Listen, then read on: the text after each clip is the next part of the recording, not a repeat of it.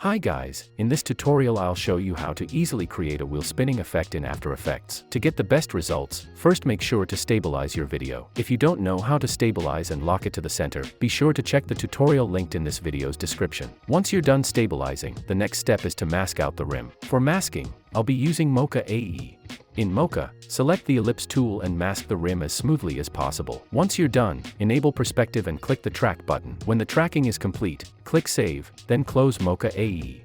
Now expand Matte and click on Create AE Masks. Once you have the clean masked rim layer, make sure to duplicate it. Then select the bottom layer, press M on your keyboard, and delete the mask. Also remove the Mocha AE effect from the bottom layer since we no longer need it. Select the top layer with the mask and rename it to Wheel to keep things organized. Now we can start creating the spinning effect. There are two options to do this. You can press R on your keyboard and keyframe the rotation to animate it, but the result won't look very smooth or realistic. Instead, it's better to apply the twirl effect to the wheel layer for a cleaner and more dynamic look. Now at the very beginning of the wheel layer, click the angle stopwatch icon under the twirl effect to create a keyframe. Then scroll to the end of the layer and increase the angle value until the spinning looks enough to you.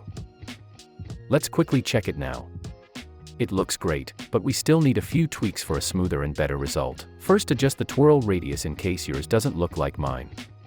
In my case, a value of 30 works well. Now if you look closely, you'll notice the edge isn't perfectly clean while the rim spins. Most people might not notice it, but let's fix it anyway for the best result. First press F on your keyboard to bring up the feather settings, then increase the feather. I think 5 should work fine. Now expand the mask settings, then decrease the mask expansion until the edge is fully clean. Let's check it one more time.